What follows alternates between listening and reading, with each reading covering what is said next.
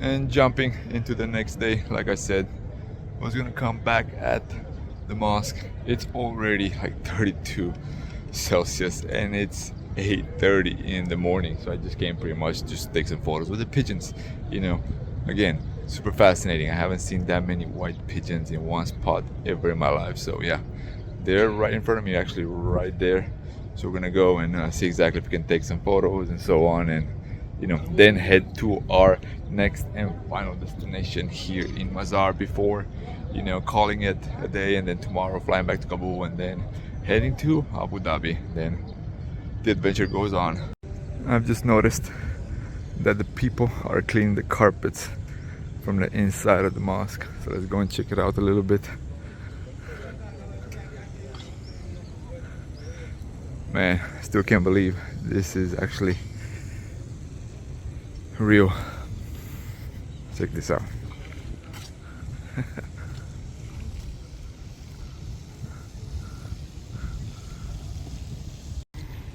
So once a week, once a month, once every 2-3 weeks, this happens all the time here in Mazar.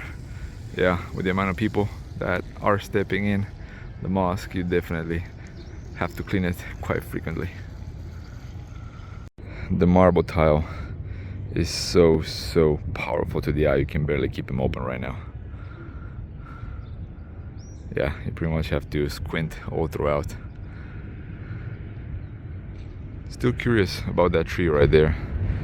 People say it doesn't have any history or anything, but why would they leave only one tree right there?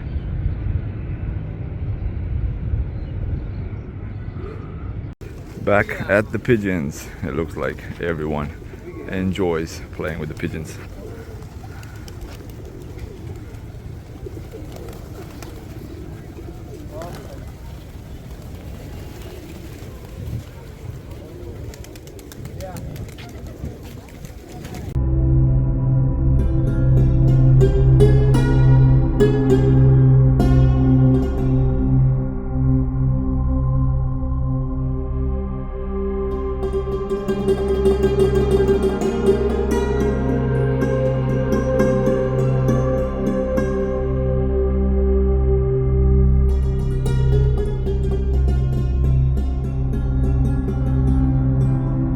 So going at one of the markets, trying to get a new hat, even though I got a couple more days here.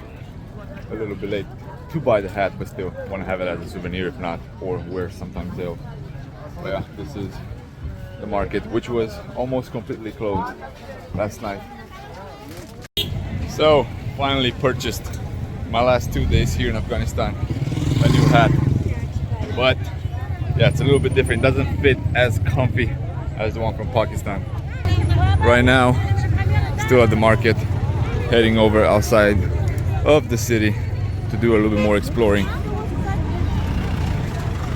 Chaotic. Again, it's still a little bit better than Kabul, but still, no one knows how to drive here.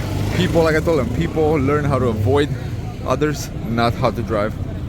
A whole bunch of carpets in that car, but also check out the road. Looks like it's made out of waves of asphalt.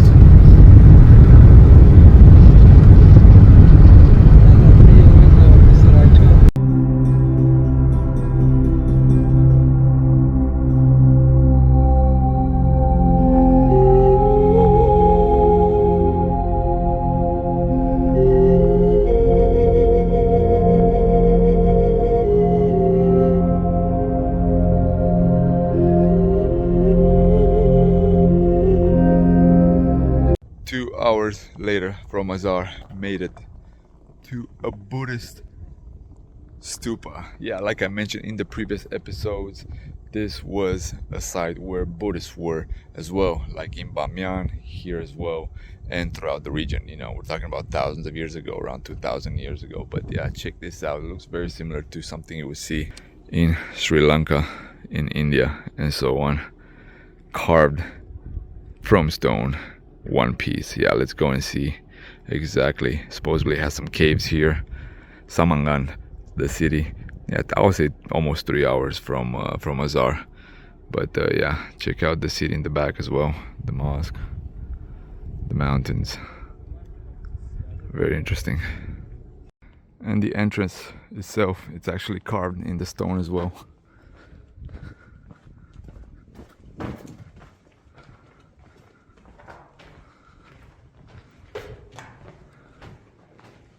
Yeah, pretty cool. And the shape.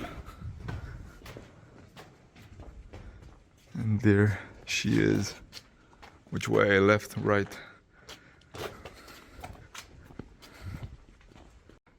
So actually this is just the stupa itself. It doesn't have an opening or anything like that. It's not like a, you know, like the stupas in Sri Lanka where you can actually go inside. But still quite unique for this area. And there are some caves right here as well, but also all the way at the bottom as well.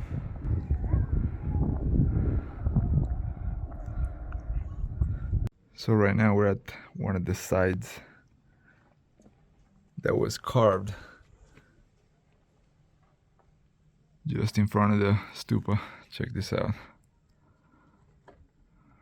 Yeah, it looks like this part right here was rebuilt recently. So yeah, just another great example of the mixture of cultures, religions, ethnicities, and so on throughout thousands of years here on the territory of Afghanistan. Yeah, quite unique. So the other caves that I showed you from up above, well, they're actually praying halls. You can still see some of the designs at the top of the dome. The lotus, one of the symbols of Buddhism, and other flowers as well.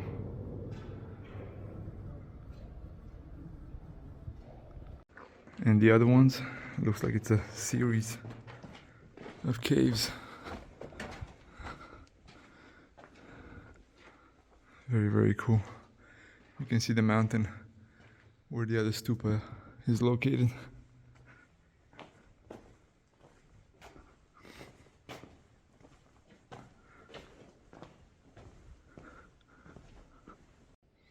So there are a couple of rows. One right here, a little more steep. You probably enter from there.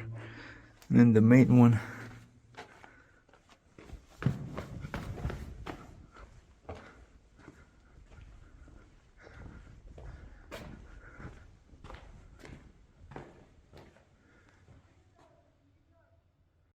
And I forgot to show you the entrance to one of the caves. It looks like, I don't know, a koala with a big nose.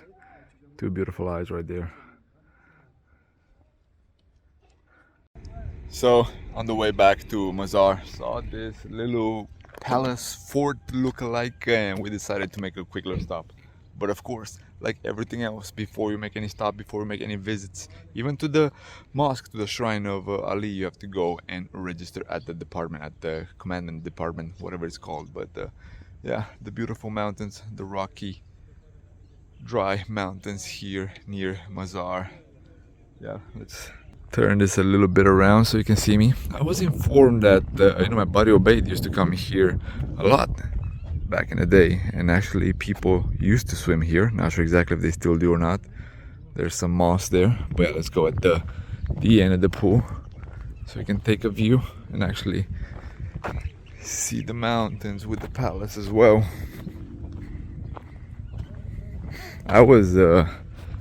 We were there for quite a bit at the registration. I think this is the first time that a foreigner comes here because they had no idea what to do. They asked me why, and you know, all those typical questions. Yeah, very nice. Very, very nice. I bet it looks a little bit better from here because you can get the mountains right behind the palace. Yeah, and you can see the reflection a little bit as well.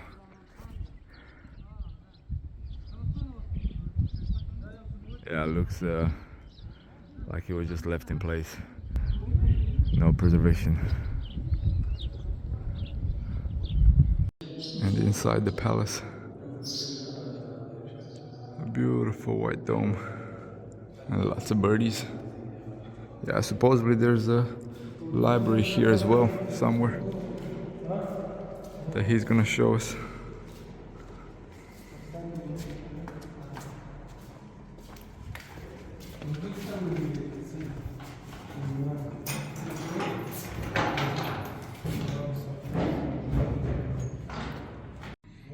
Inside the library here, found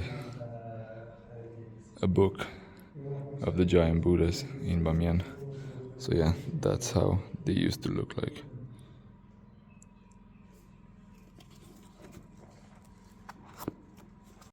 And you can actually make it all the way to the rooftop where the dome is and get a panorama view of the whole fort and the surrounding area.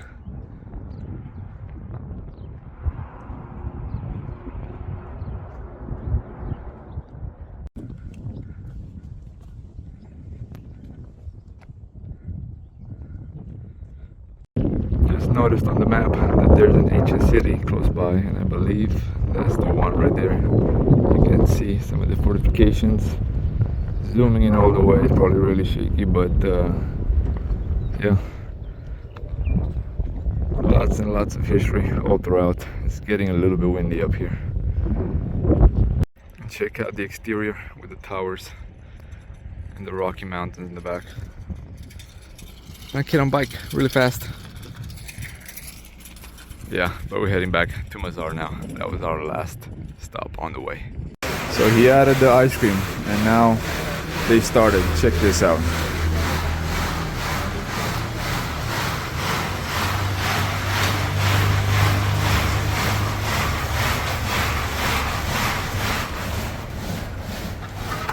And after a while, they'll still throw that ice cream on the side so you can chill down. Yeah, very, very unique. This is pretty much how it looks without the big cup. He'll do it probably for like a minute or so. Afterwards, he's gonna put his sand back or his cup, and then gonna throw more ice cream on the side.